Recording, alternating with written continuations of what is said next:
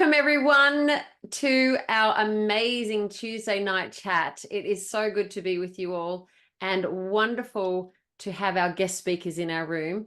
This is the last Tuesday night call before our Freedom Summit coming up on the 18th to the 20th of October.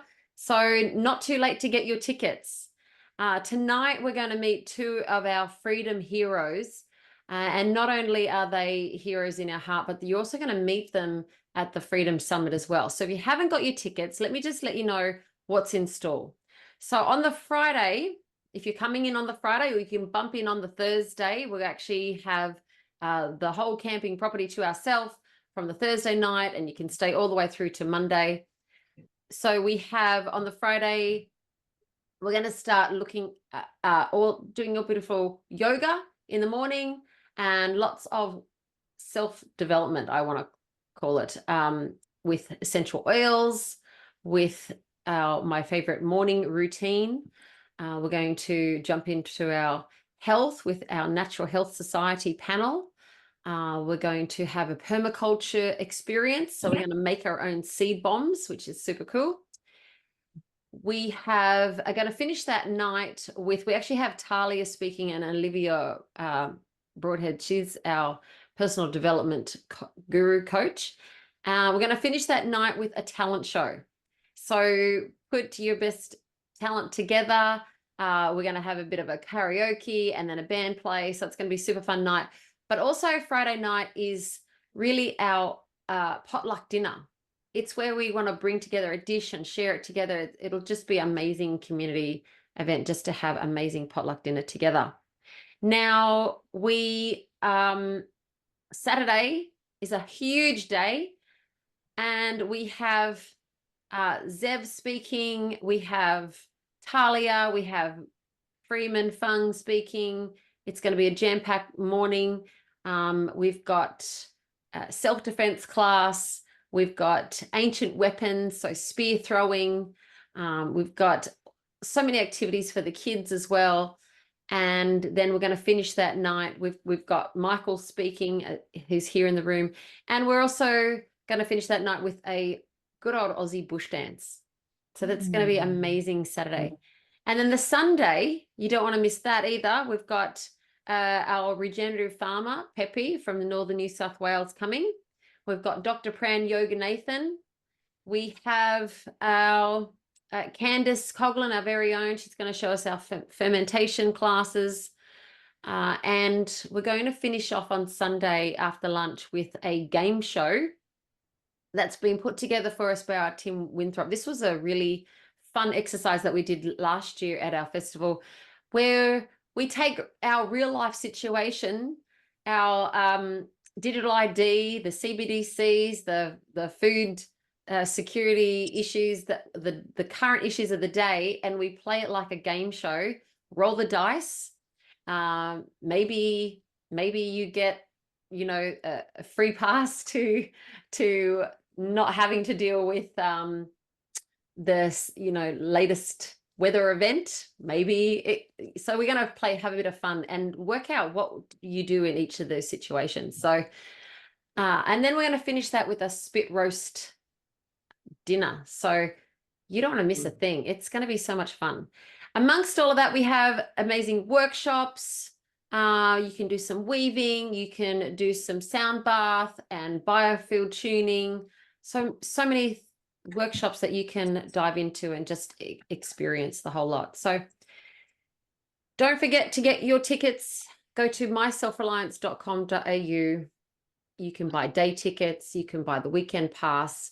The best value is the family pass, and that gives you 2 adult tickets with unlimited children. You don't have to even have children to get the family pass. You don't even have to have a spouse. You just come with a buddy, do that family pass. It works out to be $150 per person, and that is, how can you get anything for $150 for a whole weekend's entertainment anywhere these days?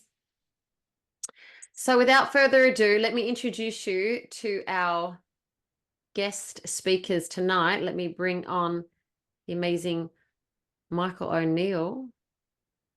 Welcome, Michael. Oh, hello. How are you, Kim? Excellent. So good to have you here. And everyone else? say hello to everyone there that I can't see and those I can see. This is our guest speakers for the evening. Welcome, Zev. Good to have you here. Oh, thank you for the invite, Kelly. Nice to see some familiar faces on the Zoom tonight, and yeah, it's looking like going to be an awesome weekend. Yeah. Now, Zev, thank you so much for being here and interrupting your time away in Bali. Appreciate that. I'm really happy to support what you're doing on that weekend, Kelly, and very grateful for the invite to come and be a part of it as well. Amazing. And Michael, now the two of you have something in common, being you've just come back from overseas. Yes. And I know you've been on this whirlwind with Barbara. Yes. Overseas. And I wanted to start with asking both of you, given that you're both traveling, what are you seeing happening as you're traveling around the world in our freedom movement, or with laws that are in flux? What are you noticing that's happening that maybe we're not necessarily seeing on the news, or there's some certain things that you see when you travel that you don't see when you're at home? So yeah, who wants to go first? Well, every country is different, of course, and everywhere I go, people, as soon as they find out I'm from Australia, they say, "Oh, we saw what happened in Australia." It's as if I've just escaped from some totalitarian, communist, Nazi concentration camp. I said, well, it was pretty horrific because the level of freedom loss that we experienced in Australia was pretty much unsurpassed anywhere in the world. We were a leader, us and Canada. So that's an observation I get immediately. There is change happening in the world. The people are definitely fed up with what's going on. We've got war everywhere. People are looking wistfully towards some sort of salvation. When I was in the USA, of course, they see that salvation is in Trump, that will come and lead them out of the wilderness into the promised land, to use some biblical metaphor there. So there are a lot of things happening, but yeah, there's been a great awakening a lot of people. I think COVID really shook a lot of people. A lot of people went down, of course, went deeper into the narrative, but then a lot of people just rose up and thought, what's happening?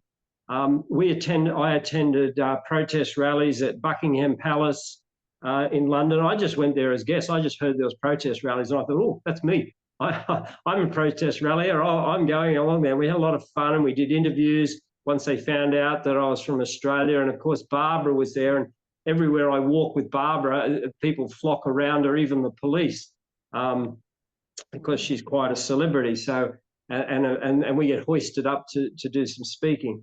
But yeah, without commandeering all the time, it's quite an amazing. There is a change happening everywhere. There is an awakening, and yeah, people are not happy with the current order of things. They're not happy with this totalitarian style of government where we've lost our freedom of choice, we've lost our medical freedom, we've lost our parental rights, and these are big things in my personal agenda in the H.E.A.R.T Party. People ask me, can you tell us three things? Yes, I say medical freedom, freedom of speech, and parental rights just have to be reapplied. They're actually been lost. They're very grave. So you're on mute there. Oh, there. Thanks, Zev. Yeah, what are you seeing?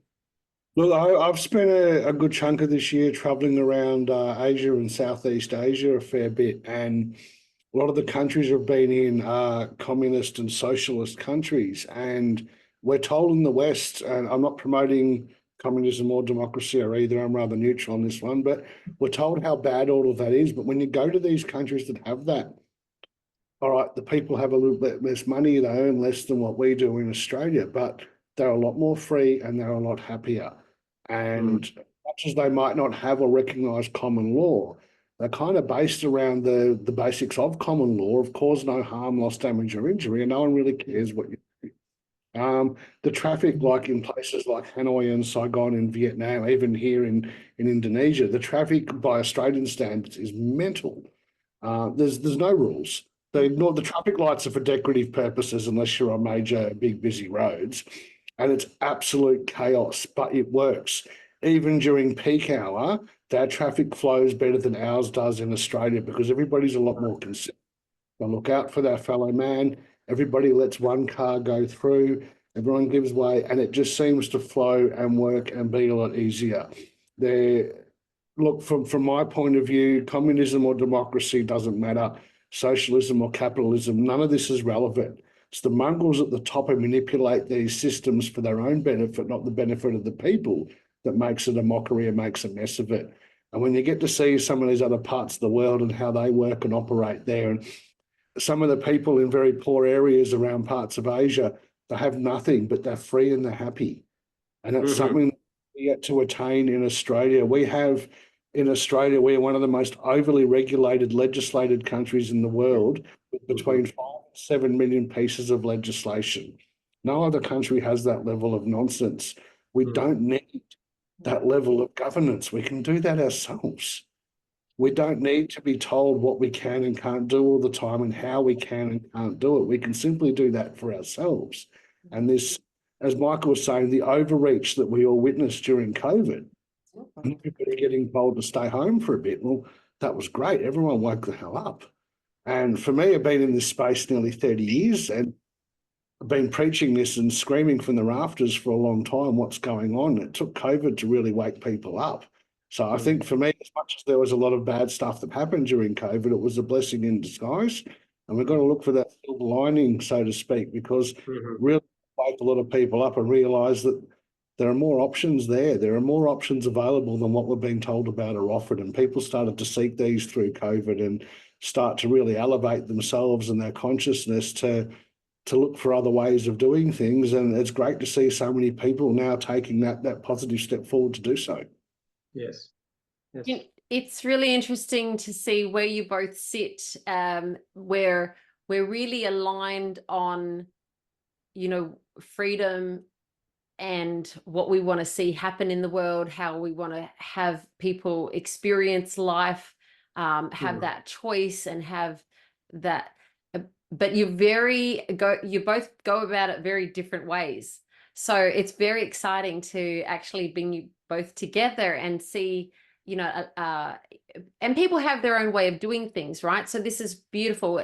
One of the things that often we get all a kerfuffle about is around election time, is some people are really for voting and some people are really against voting. Now, of course, Michael, I feel like I can see where you sit, right? Yeah. And so I'm interested to see what Zev says about this. But how do you feel like people could really stand up and make a difference at this time? Okay. Well, years ago, I was very involved in opposing the compulsory vaccination of our children with the no jab, no pay. So we prepared all these submissions and we took them off down to Parliament House to try and implore politicians to actually listen to us, and they weren't interested. And then I realised, I thought, whatever truth and ideals I have on the outside, they're not listening. And I thought, I need to get inside there. I need to get an inside influence in amongst the, all this mess, and have a say and be able to try and show people. So that was where I came from. That was my entry into politics. Prior to that, I didn't think in any stretch of my imagination. I was a businessman. I was very interested in health, but I thought, I will do this. I will try and get into that house so that I can have some influence. So that started my journey into politics. I do realise that, and I've witnessed this, I've been in court myself during COVID and for other matters, that truth is not a high on the agenda in court cases, okay? There is a narrative. And so it doesn't matter how much truth I often can present. they hold the police force, they hold the army, they hold the courts, and they have the power to take your property, regardless. They have the power to put you in jail, to garnish you your wages, to take your money.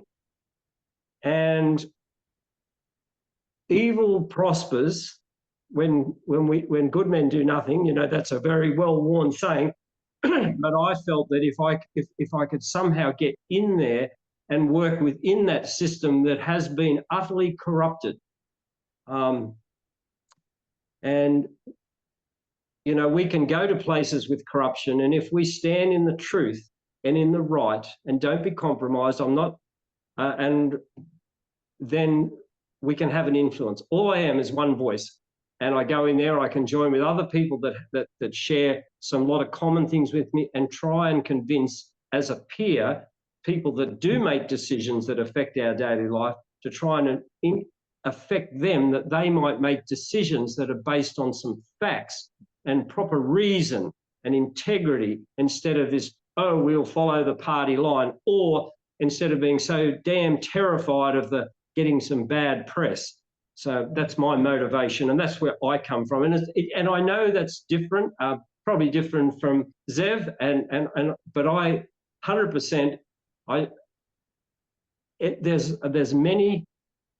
You know, we can shoot this beast from different angles. Okay, we not all have to be lockstep in the one way, but I do feel that as many diverse ways that we approach this, then we are allies in the cause, and that is to rectify the situation in this country, bring down tyranny, and reinstate true law and freedom of our citizens. And Zev said it exactly right. We are one of the most over-regulated countries in the world. We have a housing crisis in this country because of over-regulation of housing. The safest houses that were built in Australia, the best houses built in Australia, and this is taught to every university student doing architecture, were built in the 40s, 50s and 60s, a time of no regulation. Human beings, Australians, are very capable, just like those people on the traffic in Saigon that Zev talked about, of making decisions for themselves and building a house. We do not need, you know, little whiskery chinned or young girls getting out of university to tell us now how it all must work and pay a dear price for it. Mm. Anyway. So just on that then, where does your party sit? Is it state-based? Is it federal? How? We are state and federal based. The next election that we will be contesting will be the next federal election, and there's been all sorts of shenanigans going on behind the scenes to try and deregister us. But this is a push, not just us, Great Australia Party, Australian Federation Party. They're trying to close down the parties with people who stand in the truth. And yes to that question, it used to be the IMOP, I'm for Medical Options Party. We're now the H.E.A.R.T Party, which is health, environment, accountability, rights and transparency. That's our new, we are the H.E.A.R.T Party. And it comes from our heart, and they're the issues that we feel that are very important in politics. Perfect name. Yeah, Zev, do you have a... Well, it's slightly varying, but I agree in some ways there, Michael. For many years, mate, I've been a big fan of 1,000 bullets from 1,000 directions. They cannot stop all of them. And personally, I don't vote. I haven't voted in probably 30 years. I will not participate in a system that has become so heavily corrupt. Hats off to you for trying to get in amongst that to make a difference from within. I've just refused to participate for a very long time. People say, are you left or right wing? I say, well, it's the left and right wing of the same diseased and corrupted bird. It doesn't matter left or right wing when it's the same bird, and the bird is what we have the issue with. Left and right wings are relevant. But I do believe in what you're saying, mate. People like myself who don't vote, you guys with what you're doing is a great thing for people who do vote. We're all coming at it from different angles. Again, 1,000 different options from 1,000 different angles, or 1,000 bullets from 1,000 directions. this beast we call the system cannot defend against all of that. And I think that's a real approach to do things your way, do things my way. I'm a big fan and believer of each to their own, and we all have our own ways of, what works for you, Michael, mightn't be right for me, and vice versa. And for the people listening, might be different again. And good on everyone for having their own way, but we need to be able to stand in our own truth for ourselves and do it in the way that aligns with where our beliefs and values are at. And whether, again, hats off to you for getting in amongst that ring. I personally won't get involved in that myself, but again, hats off to you for doing that from within. We do need change at a systemic level, and the way that the government's been changing the rules, rewriting legislation to prevent the smaller parties like yourself and many of the others who are actively trying to make a difference is disgusting. They've upped the number of party members you have to have before you can be qualified as you're all well familiar with all this, I take it, Michael. It went from only Absolutely. up to 1,500, and then you had to be registered here, and there's a million more hoops to jump through. Since the last federal election, it's all changed heavily because they didn't want the independent parties getting a voice in Parliament. They wanted that voice to stay with the major two. And for me, I've seen over the years, until the Australian public wake the hell up and stop voting Labor or Liberal, it doesn't matter who else you vote for, as long as it's not one of them two, then you guys and your independent parties like H.E.A.R.T and the Gap and Australia One or any of the others that are out there trying to make a difference, again, good on them. But the Australian public really need to wake up and stop putting in their so-called votes for the top two. And this two-party preferred system is not part of the Westminster system. That's been adopted by the corrupt officials who hold the power in Parliament to make sure that no matter who you vote for, one of those two parties ends up with the vote, and one of those two will always remain. And until that changes, I'm not a fan of voting myself, but again, hats off to you for doing what you're doing, Michael. Again, 1,000 bullets from 1,000 directions, mate. They cannot stop all of us coming at them from so many angles. And I believe the establishment or the system, the beast, whatever we want to call it, since COVID times is crumbling at the seams now. It's falling apart. And you just got to keep at them from every angle, from every direction, from within the system like yourself and people like myself who operate well outside of the system as well. We've got to hit them from every angle, and they cannot defend against all of that. Eventually it's going to fall apart, and then we, the people, get a big win, and we get to go back to being self-reliant, self-governing, being able to have our, which I help people with their own property rights on private property, parental rights and all of that. We haven't lost a lot. It's just people don't know how to assert them. We don't need to reclaim them or even fight for them. Not fighting is a better option. When you're fighting, you get hurt. So not fighting is a better option. We just don't participate. There are other ways and options. Just people don't know what these other options are.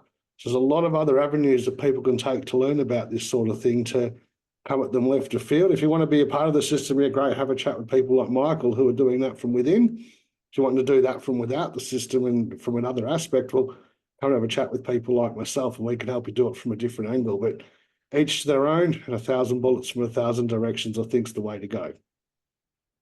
When I first became aware and awake, I thought the answer was, let's run for the hills.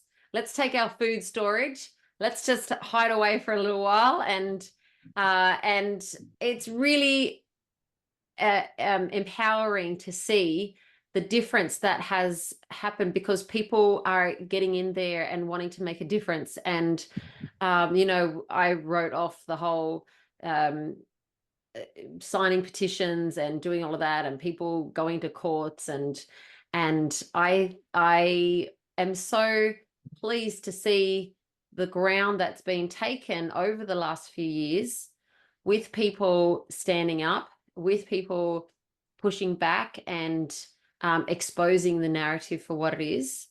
And it has taken all kinds of people, and I feel like, there's certain, out of the freedom community, there are sections of people who do focus on different aspects of fighting that. So, and in empowering themselves and being that self-reliant person, and, either fighting within the system or stepping back out. So I love that with both of you. So Michael, where to from here for you? You said from between now and the next election. What's on your plans, and how do you work out that in that time? Well, in the party we have over 7,000 members, and we have a very committed board, and we have a lot of people that are very anxious to feel some representation. So I am looking towards the federal election, which I believe will be early next year, probably around April, May, somewhere like that. And so we're very busy trying to convince Australians that they might like to give us a vote, because that's their right to do. They can either vote or not vote. We're trying to convince them that they might cast a vote in our direction that would give us the opportunity to be able to go into that House. And I will be looking to contest a Senate seat in the state of New South Wales, that I can go there and take up the most utterly,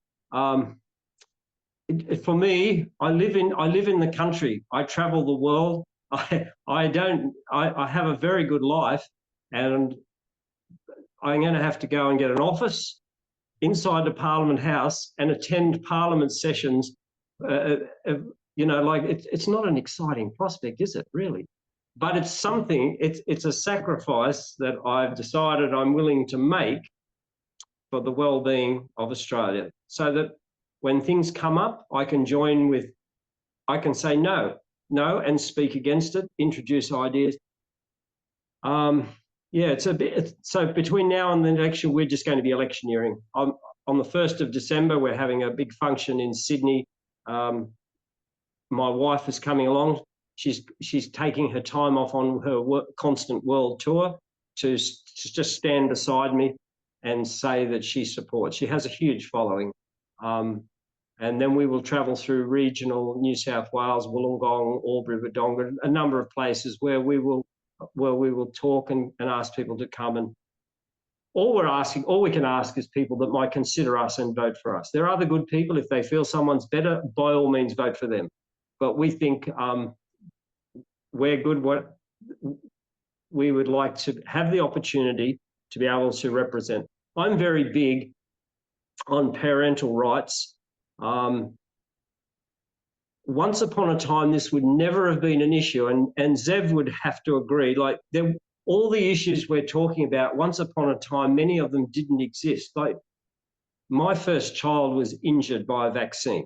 I made a decision at that time that, we won't do that again. And we weren't an enemy of state. We were not a threat to all the other children in society. We weren't ostracised, and we didn't lose any government privileges. We just went on with life.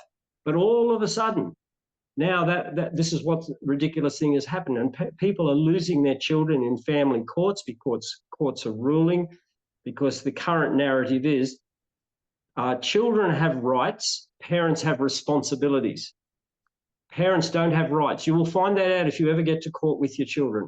And so we very passionately want to reinstate that a parent has the sole right and responsibility of that child. And the government has no place in stepping into that. Schools have no place in overriding that. That this is a sacred relationship between a parent and a child, and they can do what they like. They can homeschool, as long as they don't do the child serious harm or maliciously hurt them. Of course, we have rules to protect, but we're seeing parents losing their children just because the parents made a medical choice or a lifestyle choice. It's just wrong. It's wrong by every stretch of the imagination. So that long answer to your question, what are we going to do? We're gearing to a next election. That's my focus at the moment. Well, you must have been had some fire in your belly when Barbara could no longer practice in Australia or teach health. It was one of the it was right in front of me. One of the greatest injustices I've ever witnessed in my life. I sat in those court cases. In fact, they were well, I won't call it court case. They were kangaroo courts. They were called tribunals. You go into a tribunal. So they don't follow the rule of law, and all these need to be absolutely disbanded. They completely have zero good purpose in our life in Australia. Yes, I remember I went into the court case, into the tribunal, and as I walked in, they stood in front of me. Barbara had gone forward, and they says, "Oh, Mr. O'Neill, you can't come in. Only Mrs. O'Neill can come in." I said, "Oh, really? Really? This is, just let me tell you how this all works. Mrs. O'Neill will go where Mr. O'Neill goes. And if Mr. O'Neill doesn't go in there, neither does Mrs. O'Neill. And if you don't allow Mr. O'Neill in, Mr. and Mrs. O'Neill, we're going to walk down the street and you can keep your stupid tribunal." But anyway, of course, they let me come in. But what I witnessed there was the greatest travesty of justice that I was able to witness firsthand. And I realised that we're in a desperate place in Australia to allow this. And I thought, I'm a strong person and we could go through this, but can you imagine a timid parent having to go through this, that's having angst about their child? And I realise that we have really a terrible system. So, but anyway, my wife now wanders around the world, and of course, I just read an article today from The Guardian, just a trashy rag that masquerades as a newspaper around the world, being critical of us. And I thought, really, don't they get it? Don't they get it? The people have spoken. The people have said, "Oh, we actually want what she's saying." And so they're here. "Don't listen to this. This is dangerous. It might get you off your medication. You might get well." I mean, but the people have spoken. They've said, "I like this."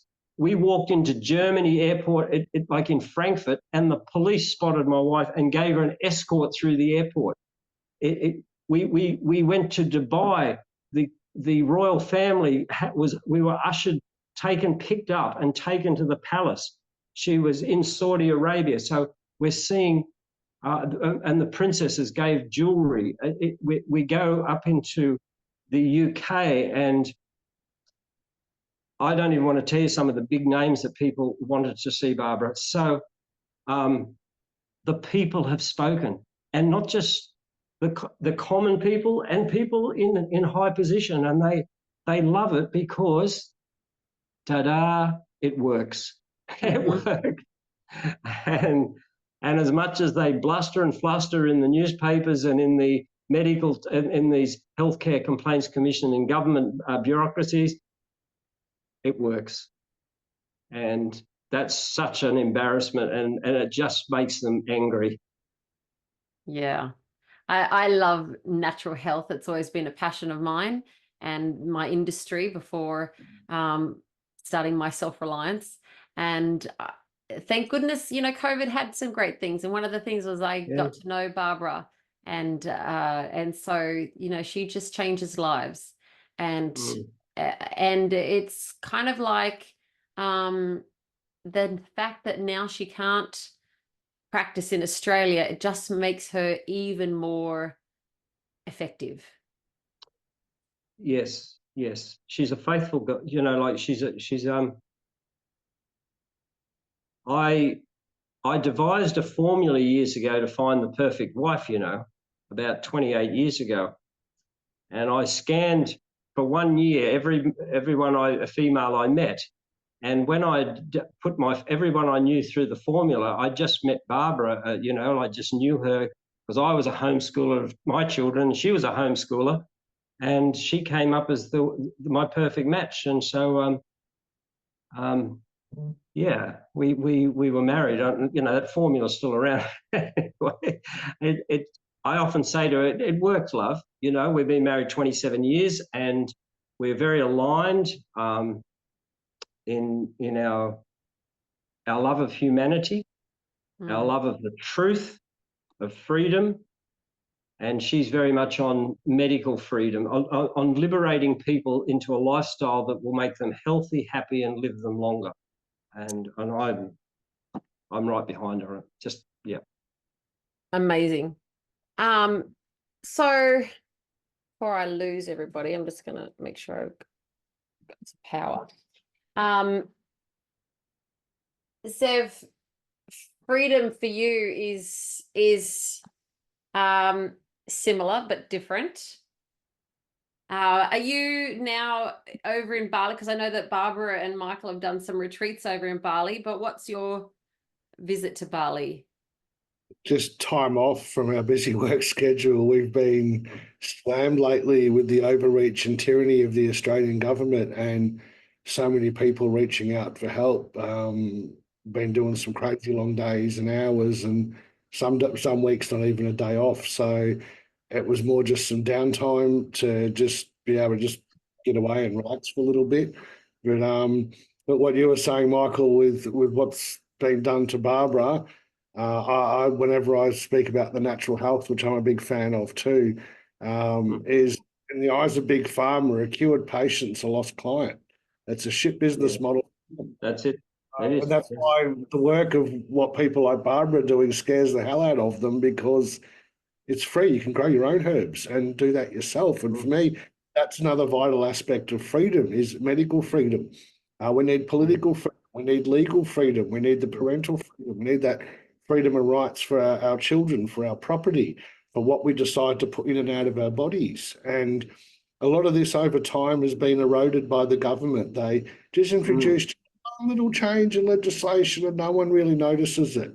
But after little changes, it becomes a big deal. And there's been thousands of these changes I've seen the last 10 years or so, where they've attempted to erode our rights via the legislation. This is one of the big things I'll be talking about in the weekend, is how to avoid having that occur to you. There are options to avoid that. We can simply just step off and out of the way and let it go over here somewhere. It doesn't have to affect us. We get the choice of captain or captive, and that's a lot of up here. Some mental training, if you like, to decide. You want to be the captain or the captive. We always get a choice. And once you realise there is a choice, who's going to choose to be the captive when you know you've got the choice to be the captain? That's a poor choice.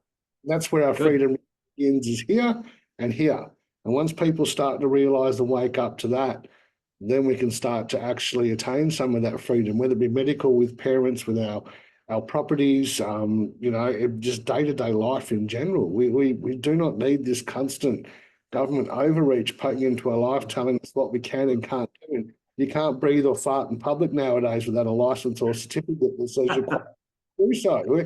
We never needed that in the past. Now we didn't need a licence to go fishing. Basic stuff that mankind has done since the beginning of time. We don't need a licence for ourselves and our family. We don't need to be qualified to do so.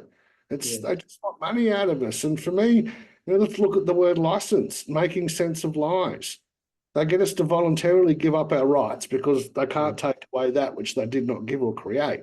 So we get tricked and deceived into voluntarily giving up these rights in exchange for benefits and privileges which are given to us by the state. And we all saw in COVID, if you're not being a good boy and towing the line, they pretty hastily remove all benefits and you're left with nothing. But absolutely, I help people to learn is, what are these inalienable rights that people like me speak about?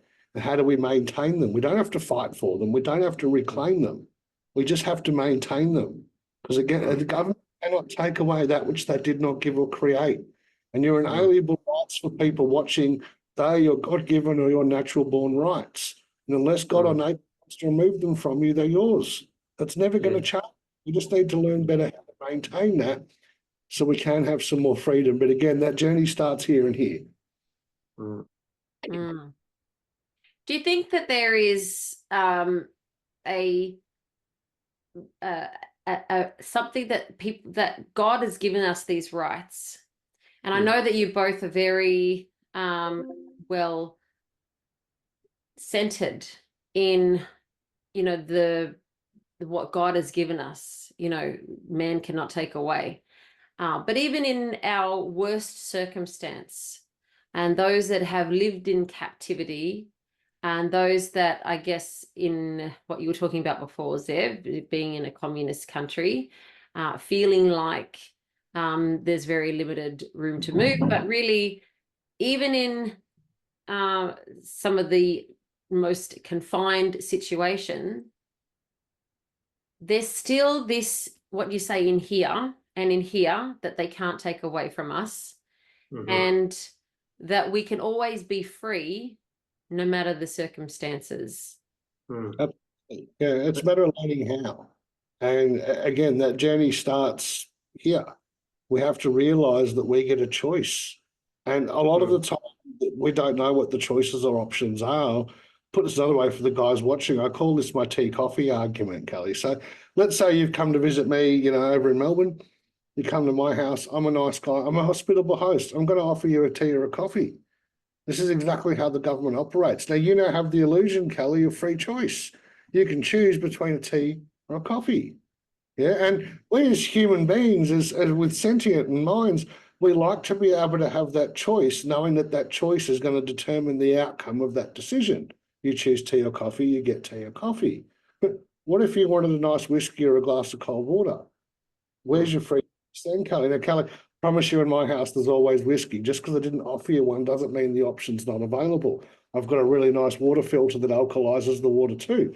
Again, just because I didn't offer you one of those doesn't mean the option's not available. And this, in my eyes, is my great explanation of exactly how the government works. They offer you tea or coffee and tell you they're the only two options you have, guys. Choose one. You know, I'll take the single malt whiskey, thanks. You know, I don't want your tea and coffee.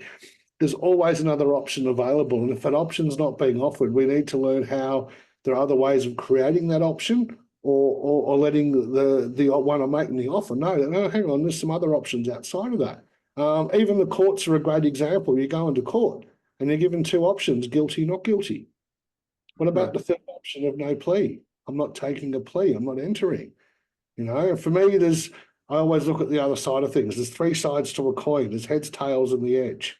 So there's always three sides to everything. We've got to look at the other option, and there's quite often more than one that's being offered. So when you get in these situations and dealing with so-called government authorities who are telling you choose tea or coffee, look for the other options, guys. There's whiskey, there's water, you can have juice, you can have milk. There's a variety of other options there. We just need to learn what these options are and how we can actually go, no, I'm going to take that option instead. And that's a way of looking at it for people, that there's always more options than what's being offered. Yes. Yeah. I think the greatest ally of any freedom and what it needs to be grounded is in the truth too, because you know it's the truth will set you free. And I always want to know, whatever comes my way, well, is that true? What's the truth of this? And whether it was COVID, whatever's happening in today, and but we are now legislated almost, it's almost surreal how the truth seems to be always legislated against, not in favor of. So we've got a real problem here. But so I see largely my thing is in anything that I hit that comes by my way, I just want to really know what's the truth here. What is actually any argument, any legislation that will come? What's the truth in all this? And because it's the truth, there lies the freedom for us. I feel. Yes. And a quick one on that. Our legislation is what they call the statutes. Now, for anyone watching, look up definition of statutes. These are rules created by companies and corporations. They're called statutes. They're not necessarily even law. We have trust law, equity law, common law. These are actual laws, but legislation's a bit different. It's written on paper. It's a very different side of things there. And it's, you know, as you guys will find out when you come on the weekend, I'm going to talk a lot about this. It's really got nothing to do with us. We're not employees to be part of these company rules or policies or statutes. We're told that we are tricked and deceived into believing have the authority to govern us. No law has the power to remove one's rights. And that is all the way and always will be.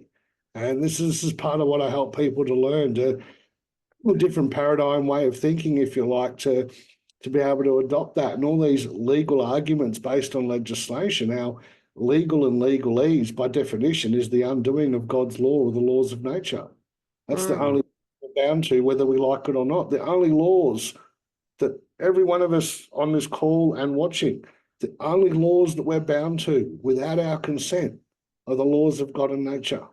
Every we get a choice in, guys. And the reason for that is because that's where we come from. That's what created us. I can't write fancy legal documents that say gravity doesn't apply to me. Nature's going to have a laugh at me.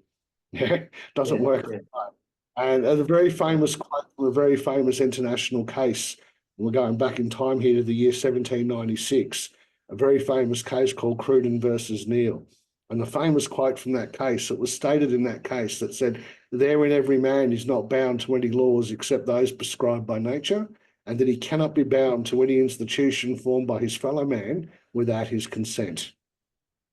I think for me, that's some very, very powerful words to come from any court case, regardless of jurisdiction. And look, if anyone's planning on using that in the courts here in Australia, that was from a case in North Carolina in the US Supreme Court in 1796. And the courts here will say we don't recognise that as a precedent. It's okay. Ask the magistrate or the judge, is that statement correct at law? If it's correct at law, it's fact, it's truth, like you were speaking on to there, Michael. As long as it's truthful and factual and correct, then it stands. It does not need to be a precedent. Just needs to be all for it to be recognised. And that's one of the most correct at law statements I've heard in a very long time from any court case. Do you both go back to the Bible for truth, Michael? Is that where your search for the truth starts? Well, very much. I actually believe the Bible is the truth. Okay, so I look to that for guidance, and also, so that has a strong bearing on where I'm morally at. But in any issue that comes my way, that I want to know what's the truth of it. If they say we got all this statistics that show it's good for boys if they feel like being a girl. I'm just giving something off the top of my head. What's the truth of that? That boy feels like being a girl. So, look, this is untruthful. And also, it's not even right and truthful that a child at 10 should be actually making such a decision. We wouldn't let them make a decision to smoke cigarettes or drink alcohol at that age. But now we're going to let them make a decision about to change their gender. No, it's just deciding what the truth is. And sometimes you might have an idea of what the truth is, and you might get further information that may change. And never be scared to change either. Never be so proud of your previous opinion that you can't just say, okay, looks like I may have not got all the information there, and I have to go this way. But to the initial question, yes. The Bible is an important part of my life. It's my moral guidance. Because I know that two things. I know that Barbara references it a lot in her she does. looking at nature and what God says about healing. And also, a lot of the common law principles are based on God and nature and the Bible, where that comes from. So I want to open up. I know there's a lot of people in the chat who wanted to ask questions, and some people are typing into the chat. If you have a question, you can type that into the chat, and I might just call on a couple of people if they want to come off mute and ask them. But so I just wanted to just ask from a perspective, Zev.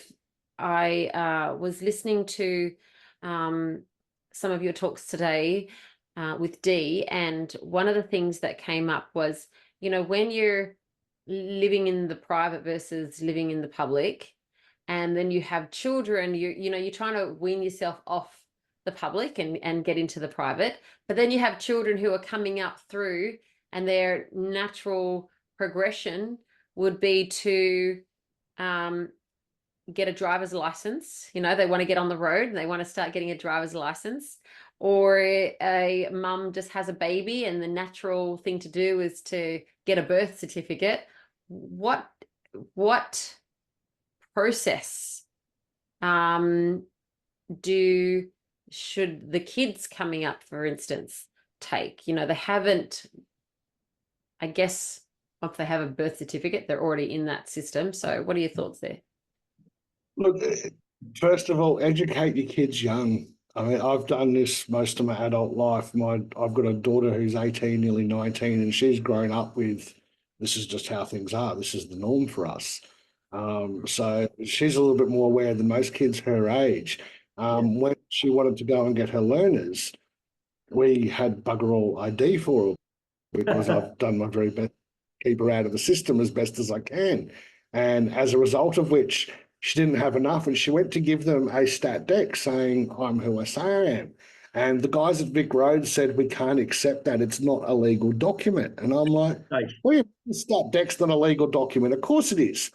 And so my daughter rang me. I was on calls working. I said, look, I'm finished up now. I'll come and meet you and I'll come and fix it. So I took her down to the local courthouse and we asked for a blank affidavit form each. And we both wrote out affidavits saying who she was, that she was who she said she was. And then I went back to Vic Roads with her, went up to the same guy at the counter and said, look, my daughter here tells me, and the court laughed and I said, what do you mean a stat deck's not a legal document? I said, they're not going to knock back an affidavit, give us two, we write one each. So I taught my daughter how to do an affidavit, what to say, how to do the wording.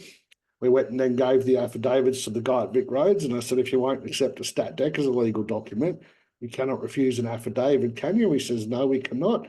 She had a license done within moments and all done and dusted. And yeah, with guys in the chat, yes, that was signed with VC and all rights reserved on the license when she did the signature, which again, we don't sign the license anymore, guys.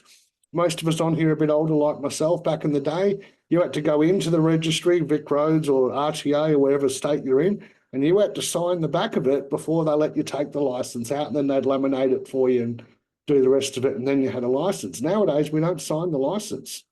We haven't entered into any formal type of contract because your signature is in fact not on the license. We sign some digital thing with a pen with no ink. And then that signature is copied and cut and pasted and transferred onto the license on your behalf, supposedly for your benefit. So there's another little issue there when they go, well, that's your signature on the license. No, it's not, mate. It's a copy. It's a counterfeit of my license that was being put on there supposedly for my benefit. And with the birth certificate for there, it's getting more and more difficult now with DFAT or Department of Foreign Affairs and Trade to attain a passport without one, but there are some lengthy processes which is getting again more difficult to do, where you can still attain an Australian passport without the use of a birth certificate. And the only thing you really need a birth certificate for is if you want to do claiming against, some of the trusts set up courtesy of, or using it for that with the UCC filing and assist the kids there. You don't really need to get a birth certificate. There are many other ways of confirming the ID of who your kids are by confirming that's who they say they are. There are, again, a lot more options than tea and coffee as a way to go about doing that. Just people don't know what these options are. And it's one of the things we help people learn that, again, don't take the tea or coffee, guys. There's a myriad of other options there that you can go for. Choose one of them instead. So there are ways of being able to get around a lot of that. Which is really interesting because obviously you've done it. You've overseas without a passport. I know. I had to get an Australian passport to do so because the countries I'm going to would not accept a world passport. And if you're going to go doing that on a world passport, guys, do your homework first. The Australian passport's not necessarily a bad thing, Kelly, because anyone here who's got an Australian passport, have a look on the inside cover. And there's a little note from the Governor or the Attorney General who certifies that the bearer of this passport is an Australian citizen, which I'm not too happy with, but it works for my benefit, so I'll use it. And it says that as an Australian citizen, we're to be granted free passage without let or hindrance and to be offered every form of assistance to which we may stand in need of. So if you're carrying one of them, you've got orders from our federal government and the parliament there saying, I'm to be granted free passage without let or hindrance, and should I be needing any assistance because I carry that passport, it's to be afforded to me then and there on the spot. So it's not necessarily a bad thing to have. It's a matter of choosing which jurisdiction we operate in and when. Yeah, when I'm back in Australia, I might not have much of a use for the passport. Depends on the mood I'm in and what I'm up to. Same with a license. I often don't carry it on me. I don't need to in Victoria if you're over the age of 26.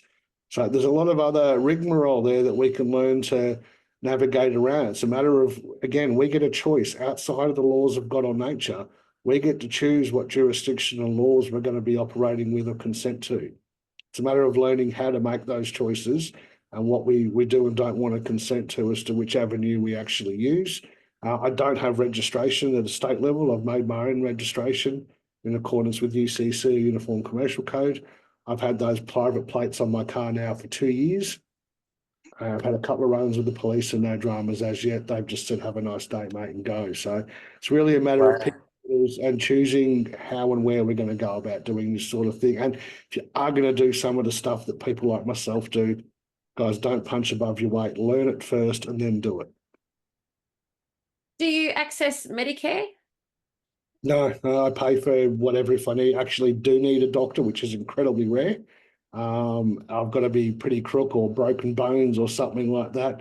I'll generally always seek out natural remedies or natural health options first, but on the rare occasion where I might actually need or decide to go and see a doctor and they go, can we have your Medicare? I'm like, I'll just pay. The government doesn't need to know what I'm up to. And I don't use it. Yeah, it's part of being the private too. You know, we don't get benefits and privileges in the private.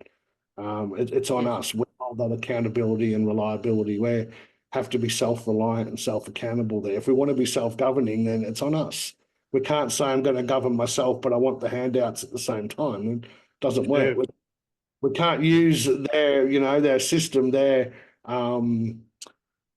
we call it their infrastructure, and then say, no, I'm not part of that. But with one hand, we're saying we're not part of it. With the other hand, we're making use of their infrastructure, and it doesn't work. We can't be public-private at the same time.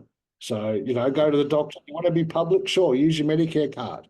Then when you walk out of the doctor, you put the private hat back on. We can choose in between. For me, I'd rather stay more private as much as possible. And yeah, it costs more, but that's a better way of going about doing it. Again, make the choices, guys. Choose your battles and pick the jurisdiction and area. Yeah. To me, that's the definition of self-reliance right there. Yeah. And then yes, that brings up for me, ways around running business and how we interact with each other that kind of steps us out of the system. And I guess that's where trusts and PMAs come into effect. But I do want to just ask anyone if they need to ask a question, because I know lots of people are here to see you, both of you, and I'm going to monopolize all the time otherwise. I don't know if anyone had a burning question that they wanted to ask in the chat or put in the chat. I know lots of comments coming through. But you're going to talk on UCCs on Saturday at the Freedom Summit. See difference between the living and the dead, and a little bit on public-private, just not how to, but just the difference. Again, people need to be made aware of the options and choices that we actually have at hand. And most people out there aren't aware of the other options outside of tea and coffee. And it's where people like me are able to help to present some of these other options and explain how to utilize them properly. Yeah, amazing. And so, Michael, what I know you got to do a meet and greet on Saturday at the festival, at the summit. Yes, I'll be there. I'm very happy to talk to people. I'll be hanging around there for a while, and if there's a space allocated for me to give a speech, I will. It's completely up to you, Kelly. I'm very fluid, and will fit into whatever your program is. I know you've been busy traveling, so you haven't seen the program, but you are definitely on the program, and you're speaking at 4:30. So I will. Yes, well, we'll have a bit of a yarn, and I'm sure it'll be a bit about politics. And of course, I would like to tell people what we are doing and what we intend to do, and give them a reason that they may consider to throw a vote our way at an election. Now, I do want to plug for you. You've got a tour, East Coast tour. I saw that for you and Barbara. Barbara and I, yes, it's a twofold thing. It's a bit of an awareness and a fundraiser for the H.E.A.R.T Party. Barbara's coming along. She's been working overseas for nearly 9 10 months, and she's coming home. I said, do you mind coming? I know it's your holiday, and do you mind coming with me for a couple of weeks? She said, oh, no, I'll be with you, so that's okay. And we've already seen in the media, there's someone sent me an article there jumping up and down that she's going to be speaking in Australia. It's a violation of her, blah, blah, blah. But we will make sure that it's not. And, you know, yeah. So we will I be think there, they're yes. paid to jump up and down, aren't they? That's Yes, I know. I mean, I have such a little confidence in the media. The days have long gone where they just reported on incidents that happened around the world and the country, so the public may be informed in some sort of unbiased way that these were things that happened. But now it's all commentary. It's all bent towards convincing you that this is the correct course. And there is a little bit of reporting, but even sometimes factual things that could be just factually reported all have a little political spin on there, and generally in the wrong direction. and they're not even reporting on the big things that are happening, like no, the hurricane. no. We're hearing barely any of that here, and what we are hearing is from our social medias, not That's right. the big media. So, and we also know how much they are interrupting people from getting the help and support that they need. Now, I'd just like to say something. I watched the news this morning. I thought, oh, I'll switch on. I do it while I'm just getting my breakfast to see what they're up to and maybe something happened. So I timed it. 20 minutes. They talked about, it was all glowing about Israel and the terrible thing that happened on the 7th of October 1 year ago. 20 minutes on all the things that were happening in Israel. And then I thought, oh, now we're going to get something new. Then it was about the grand final at Penrith. And I thought, well, that was the news.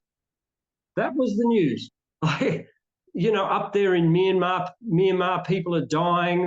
There's lots of things happening in Australia that could be newsworthy to report, but no. It's a complete waste of time. I boycotted the news for a long time. When COVID came, I said to Barbara, I said, we will not watch the news anymore because they have now started a full-on propaganda campaign. We were in Florida at the time. I was staying with a lady, and I said, you need to stop watching the news. It's full-on propaganda. She said, oh, no, but we must watch it. But I was in her home, and it was a grand home. And I said, you know, can I ask you not to turn your television on? And she said, she agreed, but we found she was sneaking into a room watching a TV, and she'd come out, oh, what's happening? We've got to do, you know, like, really? We have to be disciplined. We have to realise that this is the enemy of truth, our mind, freedom, and everything else. There was a time, you know, if you look back in a time of Hitler controlled the media, and he had a minister for propaganda. And so the government controlled the media controlled the people. But today we have it a little bit inverted. The media controls the politicians and the people. So we really have to have our eyes wide open and realise that what we're seeing on the superficial is not. And I know that many of your listeners here, like I realise I'm talking to a largely enlightened audience. I'm you know, but honestly, you know, there's a lot of people that don't, and we run across them all the time, and they are fully invested in this this utter nonsense. You know, you get people that are still wearing masks. I mean, goodness me, were they that heavily invested in the lie that they still can't let it go? We have. Oh, sorry. Go ahead, Zev. I got that one, Michael. The one that cracks me up the most is seeing, even through COVID, I laughed at it, but someone in their car, they're driving around in their car or traveling on their own. There's no one else in the car, and they're still wearing a mask. And I always it's like wearing a condom to bed at night when you're sleeping by yourself. Just in case. Same mentality. Makes no sense whatsoever. I was taken off a plane once because I wouldn't wear a mask. So when we landed, the 6 police came to get me off the plane, like I was some sort of criminal. And they took me it was in Canberra Airport, and I just smiled at them and I said, "Hi guys, what's up?" They said, "Do you have a mask exemption?" I said, "No, I don't." And they said, "Do you have a reason for not wearing a mask?" I said, "Well, yes, I do." And they said, "Oh, sir, could you give us your reason?" I said, "Well, you know, all this talk about health, I wasn't going to do anything silly like stop my oxygen flow. So yeah, that's my reason. I believe it's your move." And they all just were a bit stunned. And I said, "So what do we do now, guys?" And they said, "Well, we need your ID." So I said, "Yes." I gave them my license. They wrote it down. They gave it to me back. And I said, "I believe we're finished. I'll bid you good day. Thank you very much." And I walked out of the airport.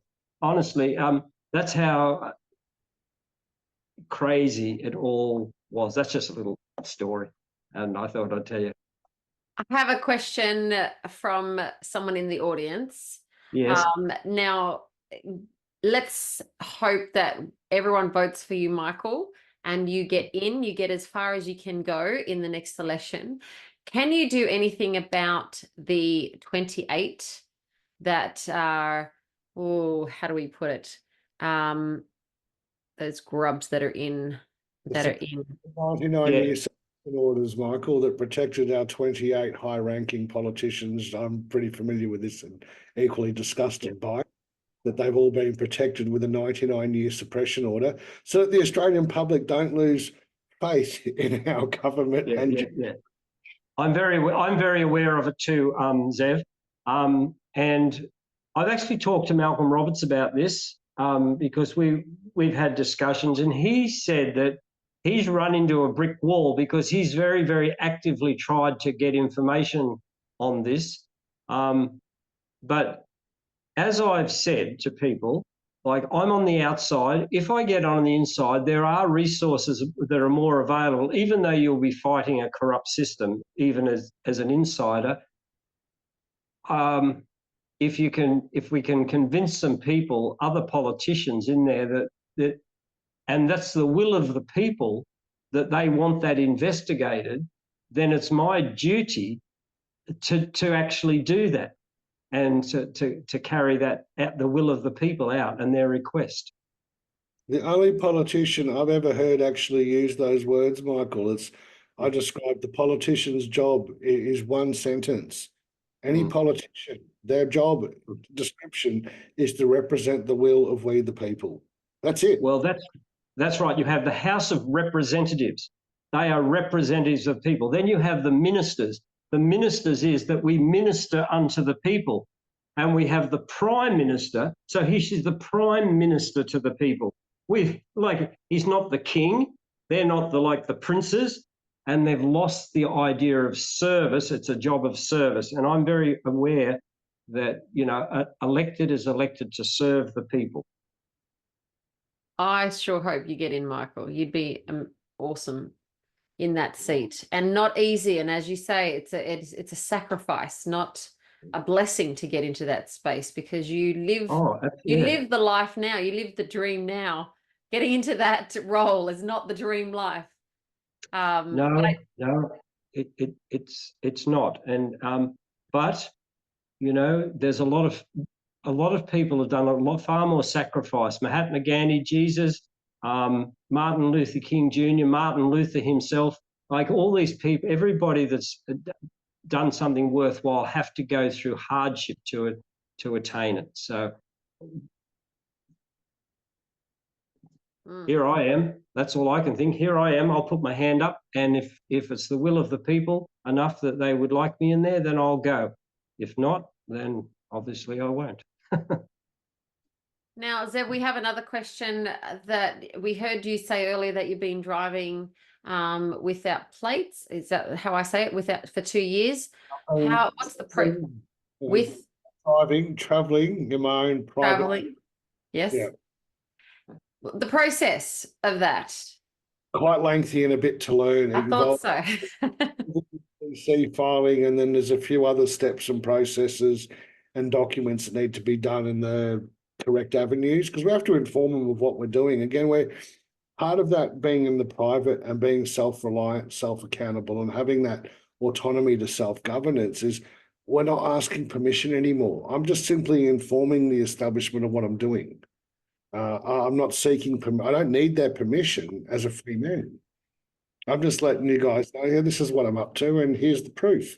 As Michael said, where's the truth, the facts, the evidence? Well, I supply that to them. It's all above board, completely lawful. Just I'm using international law, not our corrupted Australian so-called laws and legislation, because they're too far gone. And they just, if we're playing in that avenue, it's set up against we the people, not for we the people. But when we start playing in that international arena of international law and these inalienable rights recognised under international law, no one country can go against that. The international standard of law is pretty high. And Australia or China or America, one country, for example, cannot say we're going to change those international agreements because all the countries need to agree. And this is the beauty of something like a UCC, a Uniform Commercial Code, and being able to utilise some international law is even with how far gone our government here has become, they can't mess with that. It's above their pay grade. It's outside of their jurisdiction. It must be honoured, otherwise it's an international mess for them to not honour and hold those international standards of law. And there's a bit to learn, very tough one to explain in a short chat here, but involves a UCC filing and quite a lot of paperwork to do. And of course, then being able to learn how to deal with it when you're pulled over by police or policy enforcers or agents of purported authority, as I like to refer to them. You need to be able to know the lingo. And as Michael was saying, with his interaction with the police, the mask, guys, be calm, be nice, be polite. You see the guys on videos who are like this at them and yelling and screaming and swearing, and they get their window smashed and reefed out of the car. The people who are doing that aren't doing themselves any favour. We need to be treating others as we'd like to be treated, which is with some respect and dignity, and do it calmly. We don't need to be angry about it. We can just speak calmly, but we need to know what we're speaking.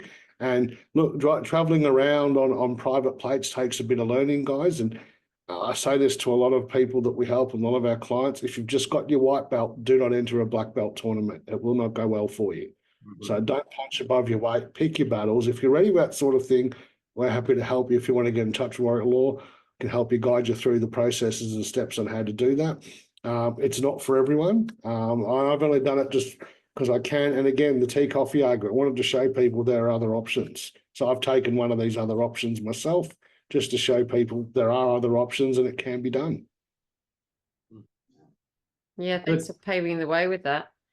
That's we all, I feel like we're all pioneers at the moment, and then give it a few more years and the floodgates will open and we will make way for many more others just to follow our footsteps. Just like I homeschool, and back a few years ago, it might have been really difficult, but today there's so many resources and so much of a huge homeschooling community that it just makes it so much easier. So let's hope that this is the road, you know, the roads that you're both traveling at this time gives people options. And that's what we need. We need choice. We never need to have a way that there's only, like you said, you know, we don't want to have just the one option. And so you both really show us that we can live in our integrity, what's true for us, and also for where we are at. You know, everyone's at a different place in their freedom journey. So you both provided that beautifully for us tonight. Now, we can see in the chat that beautiful Claudine is putting in lots of information that if you want to get in touch with Warrior Law, you can go to admin@warriorlaw.com, and they have a information pack that you can take advantage of. And, you know, really great opportunity if anyone wants to travel down that road is to have a chat with these guys. They know what they're doing and they have walked the talk, and that's really awesome. And then if anyone is interested in joining the H.E.A.R.T Party or supporting the H.E.A.R.T Party, what do you suggest there, Michael? heartparty.com.au, heartparty.com.au, simple as that. And how can people get involved on the ground level? Well, they can become a member of the party. We have our annual general meeting in Pennant Hills in Sydney. Not this, it's this weekend. It's this Sunday in Sydney. And you can come along to that, become a member. You can be a volunteer. You can hand out pamphlets. You can put a core flute in the front lawn of your house. If you feel that inclined, you know, simple things like you wear a T-shirt around. We have all those resources. You could become a candidate. I saw a question that came up there. Do we have a candidate in Victoria? We have people interested. We haven't picked any candidate for Victoria and the other states as yet. Our strong state is New South Wales. Rod Cullerton, who's a very good friend of mine, the Great Australia Party, he's running a great candidate, Nicola Charles, and I don't really want to. I don't want to be compete. I think, okay, you've got a good candidate there. Do we want to? You know, it's not about our name. It's about yeah, it's come up, Ben. Thank you, Ben, for putting that up. And it's about the right people in there. Nicola is a great girl. Then you've got, you know, there are other good candidates around. So we're just reviewing the situation, seeing who's running, and we don't really want to be heavily competing against other good people. We'd rather support them. And if we did, we'd preference them anyway. Yeah. It's a whole dynamics, this politics. It's a system they have created. It is overly complicated, unnecessarily complicated, which suits them. Mm. Everything is complicated in Australia. Do you know that current figures are in New South Wales that 25% of the working population in Australia works for the government or government-funded organisations? It's 25%. These are obscene levels of you know, so they're mopping up all these employees saying, oh, there's a shortage of workers. They're all in these damn government departments. And of course, they're going to vote for the incumbent government, which feather beds them. And we're really in a sad state. And I see that's got to be broken, that we've got to break the hold of the bureaucracy and wind back. And I do see that Trump is pledging that, heavily pledging to do these sort of things in the USA. I feel it's a a step in the right direction. And as Zev has quite well said earlier, you know, we are so overregulated that it's just beyond imagination. 1 in 4 workers works for the government. How on earth? And then if you take into account all the people that are on NDIS, that are on pensions, that are on Centrelink payments, where does this come from?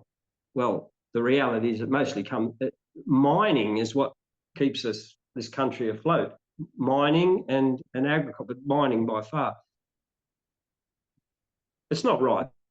It's just not right. And you know, I don't want to get on a roll here, but there's so much needs to be addressed. And 1 brick at a time builds the wall. And that's what we will try and do. So, Zev, you just going in the dark there a little bit. I'll give you a chance to turn the light on. But so you mentioned Trump. Do you feel like Trump's going to get ahead? I do. I think Trump will go in. It's very interesting. I was over in America. We were in. I was up in Minneapolis. We were over in Wisconsin. We were down in Florida. I was in New York, and so I just used to ask people everywhere I go, "Oh, I'm just an Aussie from Australia. Oh, yeah, go, mate. Hey, which way are you going to vote?" I'm just curious. I'd play ignorant because they're all so defensive. Everyone just said Trump. Black, Hispanic, white, they're all Trump, Trump, Trump. I thought, wow, I'm just randomly asking people and everyone's saying Trump. Now, I mean, I ran across one guy and he just blustered and he said, this was actually just before Biden's Kamala was going to run, and he said, Biden. I said, oh, really? Oh, you're the first person. Hey, tell me why. And he just got all, because Trump's an idiot. And I said, oh, okay, but oh, yeah, I get it. He's got a few personal idiosyncrasies, but what else? What else? Why would you go for Biden? He's got dementia. and he was in full denial, which it all came out later on. So I tend to think that I do tend to think that just from feeling it on the ground that Trump will be elected, I think it's going to be a very different dynamic in the world. We are riddled with wars at the moment. Well, there's all these conflicts that could have been avoided with proper negotiation. It's going to be interesting. It's going to be interesting. Do you think that that it'll have a big knock-on effect in Australia? And do you also think that there is honesty or legitimacy in the way that they run the elections there and here? Okay. Well, I think that I can't really comment on America. There's a lot of foul cries, but they're very scrupulous in Australia. And, you know, our whole system with all the observers, we can send all our people in, and we send people from our party. One Nation has them in there, Great Australia, Ricardo Bosi, when he was running, he had them in there. It's all very watched over. And of course, the most they could say, oh, was this bin was moved. But generally, I think by and large, Australian system is okay. I have never seen any evidence that really would say, oh, wow. And so I can't really know how severe it is. I've seen stuff on the American election. But I do think that something seriously did happen in those swing states that night of the election, where we saw all those figures jump from Trump over to Biden. So something happened there, and that got a lot of people very upset and angry, and probably for good reason. It's very hard to know whether that's what happened there. There's always so I do still have confidence in that it's done fairly. I think the biggest problem is the propaganda that people get, you know, yeah. I run a health program, and I have a lot of people here, and I always ask them, and we've been talking about American election. I can see some have really bought the current media narrative, but I just don't they're my customers. I don't make a comment much, but it's very interesting. Australians seem to be very, very pliable to a narrative, far more than Americans, you know. Yeah. Have you aligned with the other freedom parties for how you could do preferential voting? And, yeah. At the last state election, we worked very closely with the Liberal Democrats. We preferenced them; they preferenced us. One of the interesting things about elections is that you get a lot of promises even from other political parties, and I won't name, but some of them approached me and made me all sorts of promises. But we have got a little organisation called CADCO, the Commonwealth of Australia Democratic Cooperative. The Great Australia Party is in there. The Australian Federation Party is in there. And we are working together, and we'd like to talk to, you know, I was talking to, I'm talking to a lot of politicians. I'm talking to Jared Rennick, and we just want to make sure that we're going to maximise our vote. Try not to confuse people, and definitely preference each other. The preferential system gives you multiple votes. You vote one. If they don't get it, well, it gives you a second bite at the pie, and it'll give you a third bite at the pie, so that your vote at somewhere will hit someone. So it's important in those first two preferences that you do preference someone. If you like H.E.A.R.T, preference us, put us one, but you put someone that would be closely aligned number 2 and number 3, and make sure you fill in the required minimums that they do require. Otherwise, they will throw your vote out. They're very strict about that. Yeah. Now, I want to circle back to a question that we asked earlier, because at the beginning you're both overseas, and you saw a lot of protesting happen in England. Yep. And I feel like October, this is a very big month where a lot of things are going to happen, and the election. When does the election take place in the US? Is it the 5th of November? 5th of November. So sometimes things happen very quickly, but sometimes they kind of heat up gradually. And so it'll be a very different world we could be in a year from now if Trump gets in or if he doesn't get in. And so in terms of like how we sit, and the things that we should be at work on and preparing for, and a lot of people that I talked to, and there was a post that I wanted to reiterate that came through in my channel, was that we shouldn't just be sitting back watching the TV and letting time pass by and just resting on our laurels. This is the time that we need to get into action and learn or prepare or create sustainability for our families. What do you think it's time for, Zev?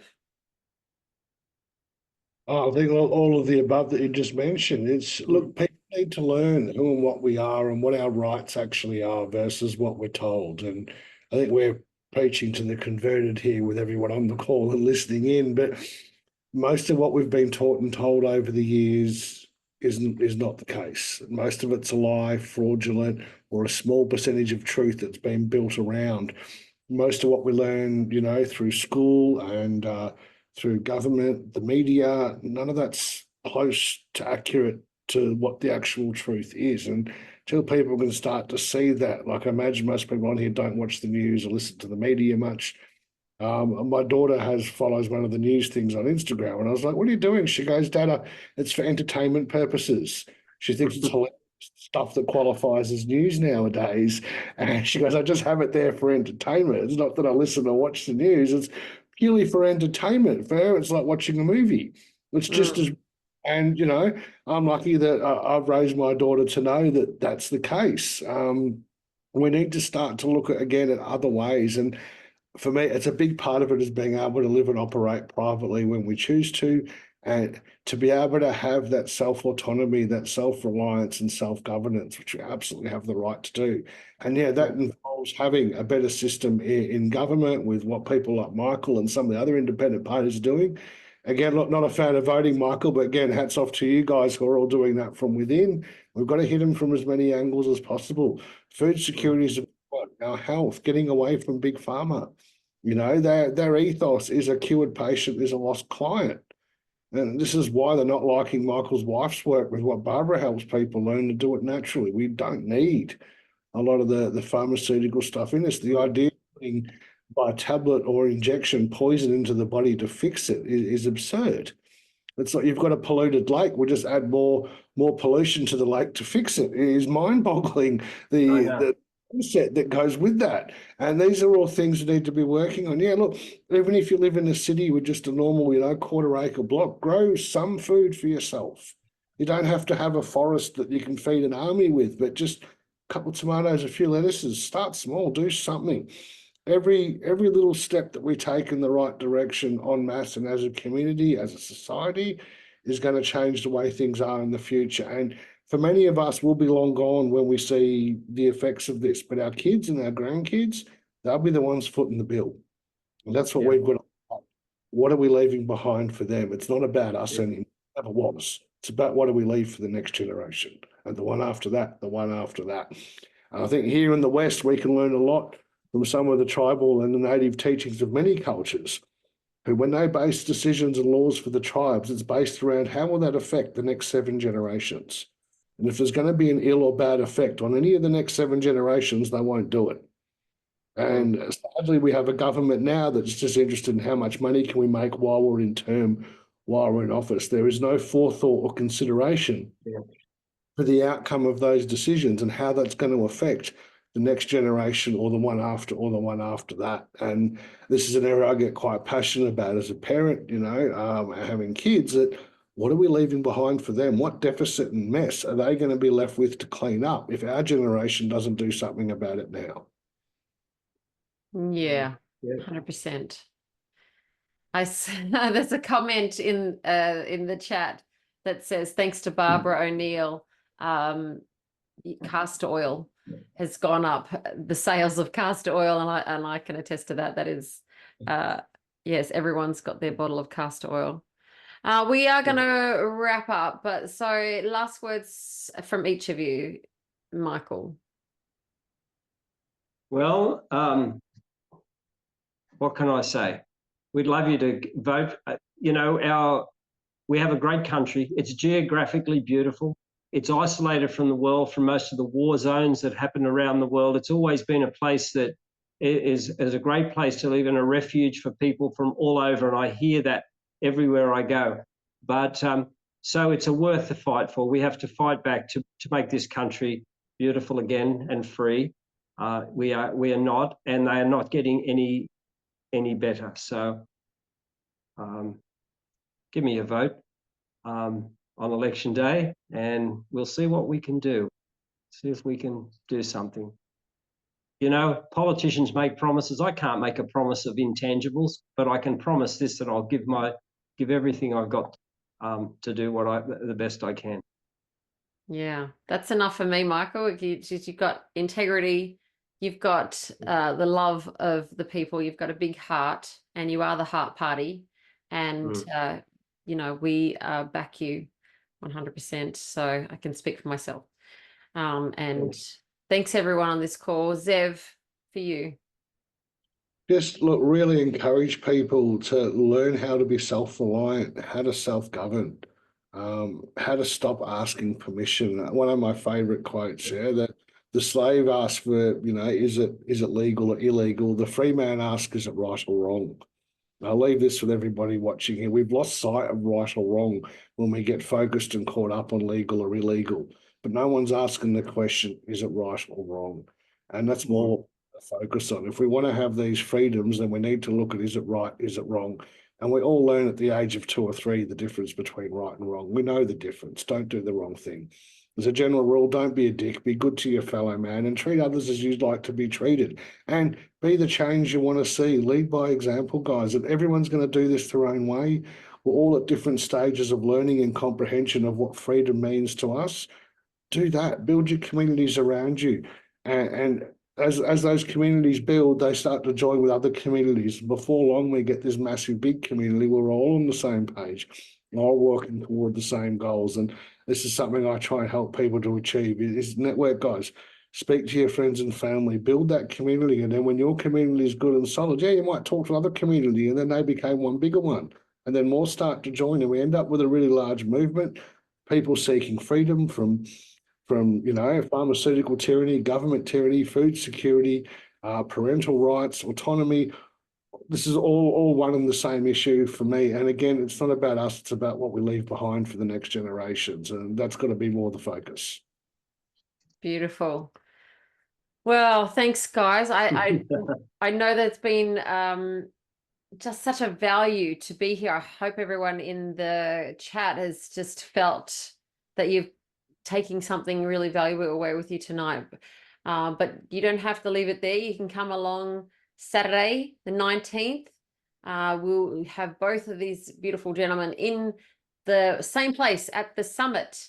So you want to get along to Sydney, make the most of the whole weekend, not just the one day, but if you can only make the one day, you can buy a day ticket and get along and see them both there at the summit and ask questions in person if I haven't covered them off for you tonight.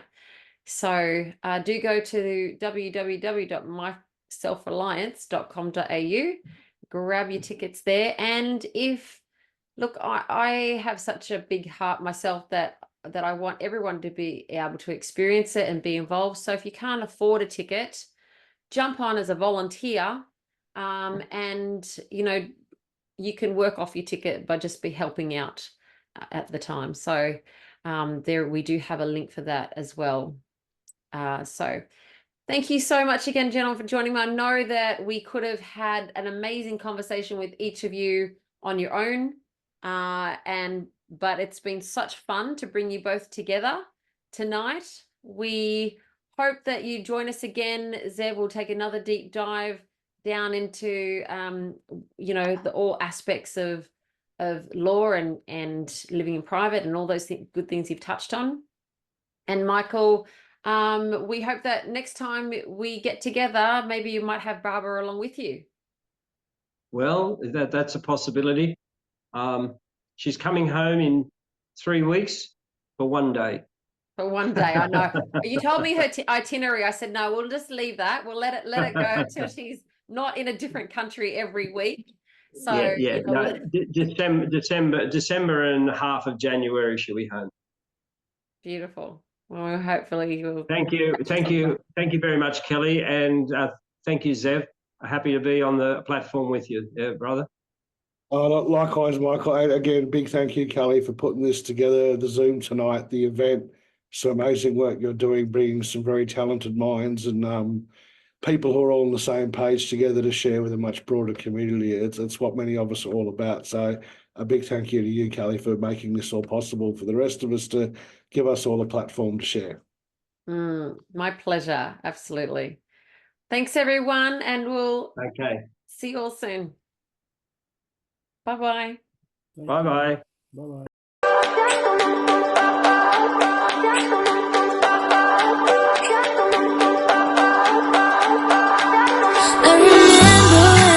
Staring photo. Don't forget the way you look me in the eyes. And I keep you in my heart. In my heart is where you are. I still think of you. I want you coming back.